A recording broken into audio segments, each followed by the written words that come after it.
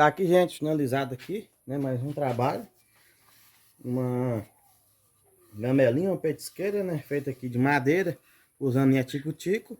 Né? Eu cortei essa parte aqui de dentro, vazado, né? Depois vim aqui por fora, utilizando a tico-tico. O fundo aqui ficou feito com 3 pedacinhos de madeira, né? Do meio aqui é o cedro.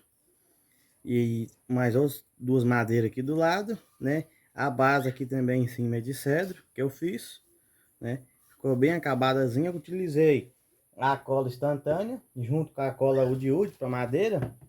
E a cola instantânea ela acelera o processo de secagem, né? Ela seca rápido. Depois a outra cola para madeira seca mais lento, garantindo toda, né? Toda a colagem perfeita aí da peça.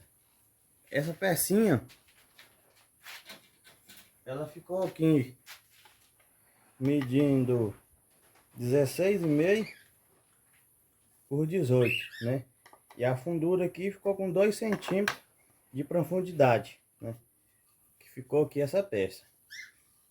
Aí para finalizar, eu utilizei aqui a cera para madeira tripação da wood para dar acabamento aqui na peça. Então a peça você colocar alimento, carne, farinha, qualquer coisa, né?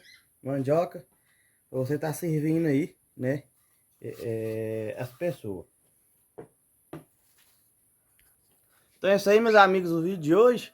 Se você gostou do vídeo, deixa aquele like, deixa também seu comentário. Se não for inscrito no canal, convido aí que se inscreva no canal. Também não se esqueça de ativar o sininho de notificações. Para adquirir aqui os produtos, gente, nosso parceiro, vou deixar aqui o link na descrição do vídeo, né? Também vai ter aí o cupom de desconto para vocês ganharem aí desconto bacana aí na compra aí desses produtos. Então esse aí é o vídeo de hoje. Um grande abraço e até o próximo vídeo, se Deus quiser.